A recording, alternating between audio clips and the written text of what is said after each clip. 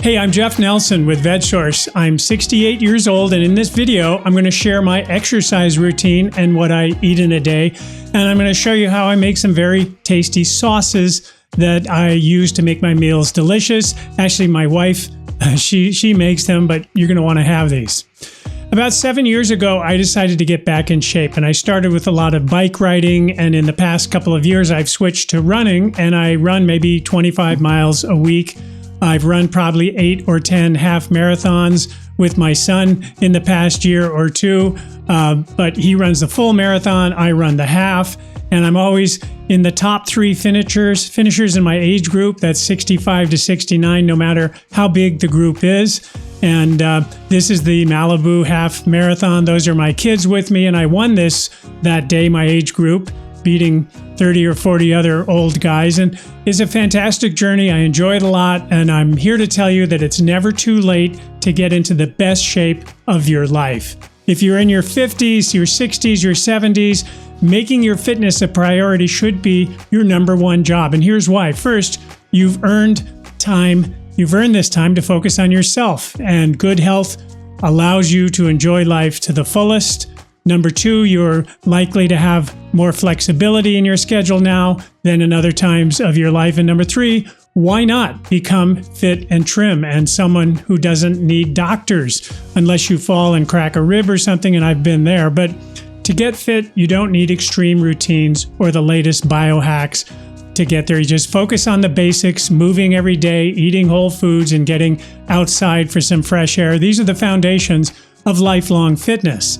And the real key to success, it isn't about the specific diet or fitness regimen that you choose. It's about your commitment and your intention to become your fittest self. It's really 90% mindset. And wherever you are right now, maybe you're 10 or 30 pounds heavier than you were in college, or you're dealing with knee pain that limits your mobility, or you're facing any other challenge, that's your starting point. It doesn't define your fitness journey.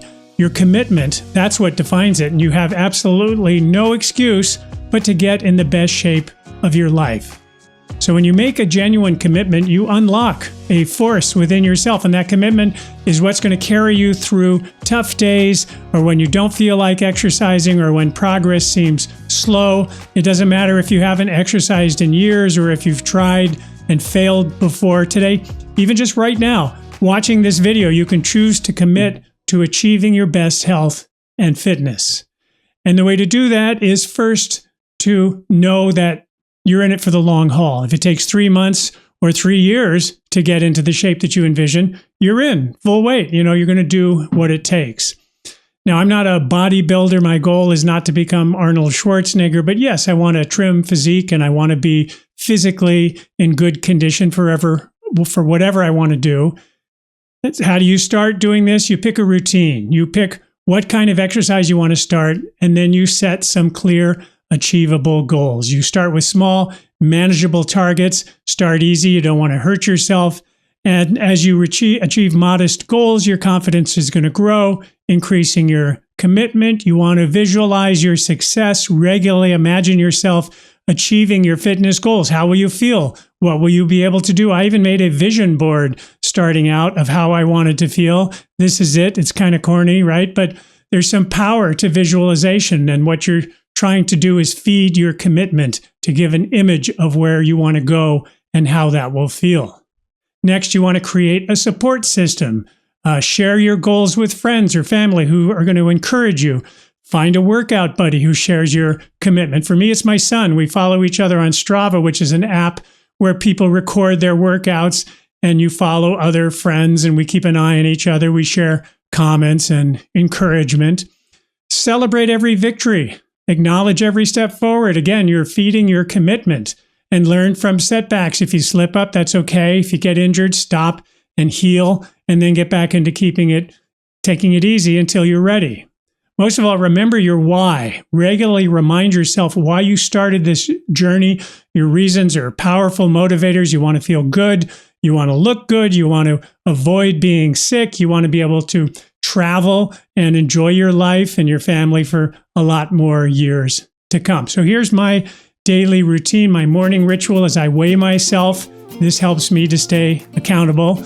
I want to make sure that I'm in a certain range. Then I do my morning water ritual. We use a distiller for clean water. We call it holy water.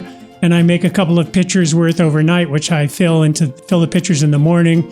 And then I refill the drum and I start another batch of holy water. And I talk about this in my last video, what I eat in a day video. But the bottom line is you should filter your water in some way. Don't just drink what's coming out of the tap.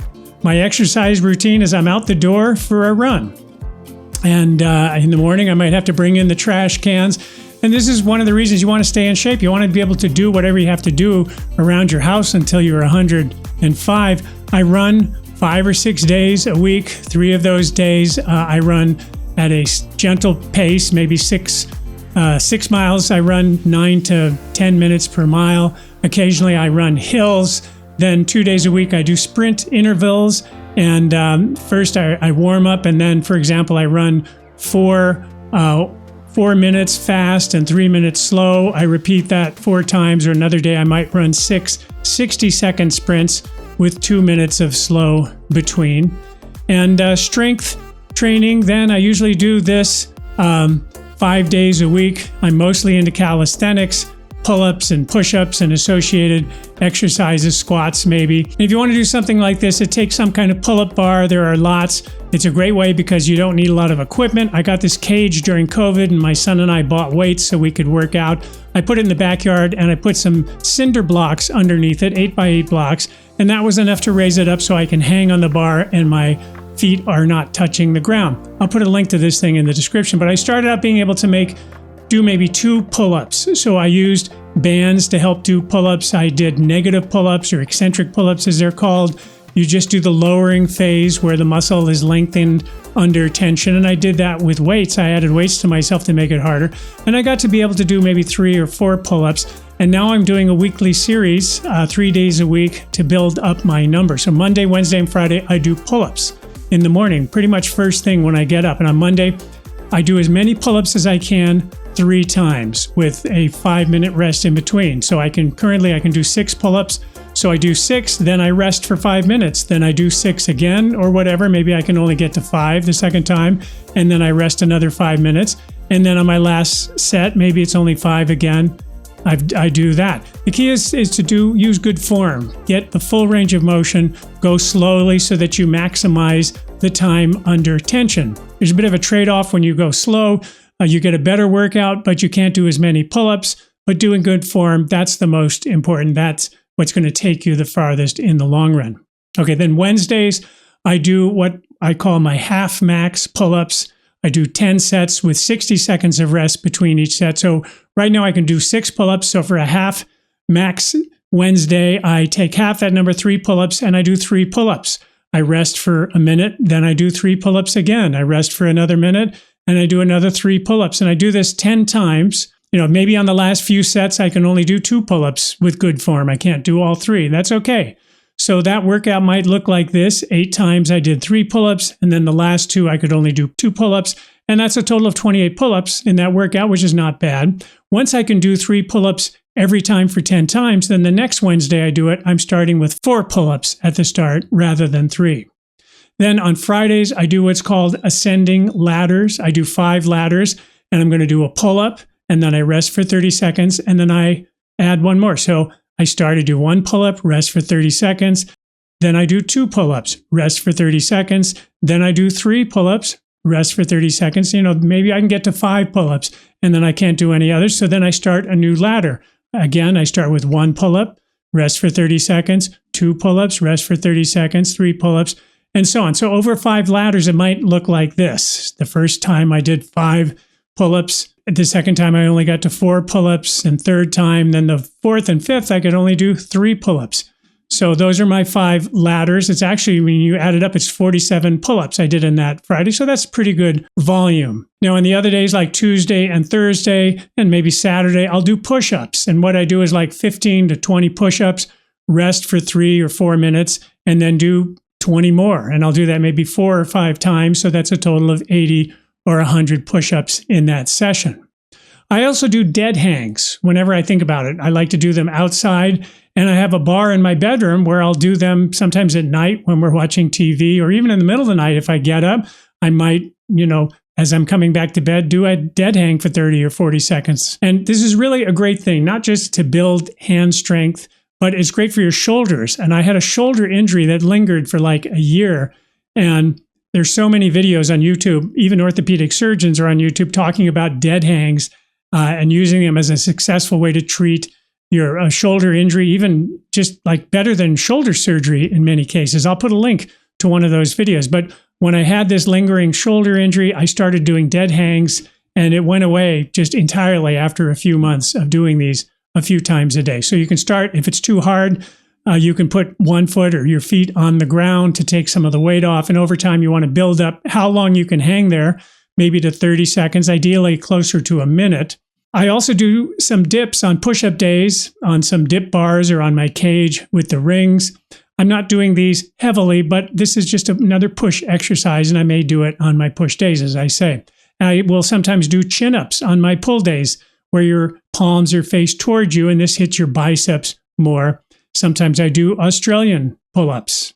I'm going to put a link to some great videos about pull-ups for beginners looking to increase your pull-ups and some good training tips for that. I also do squats, and I'm trying to do Asian squats these days where you get all the way down to the floor. I'm still working on it, and I have to put something under my heels in order to stay down, but that's been getting lower and lower. And eventually, I think I will be able to do Asian squats with my feet flat on the ground. That's what I'm aiming for. I sometimes use this little overpriced gimmick to do balance exercises. I like it, and it's a good little workout. And we even take this when we go on vacation to like Mexico for a month, and I keep it in the kitchen and do it whenever I think about it when I'm near the kitchen. But whatever kind of exercise you choose to do, remember to start slowly and to listen to your body. If you're starting to exercise again after not doing it for a long time, walking is an excellent place to start. Work up to walking maybe an hour a day if you can. Then if you want, you can try slow jogging. And slow jogging is just what it sounds like. It's a super slow jog.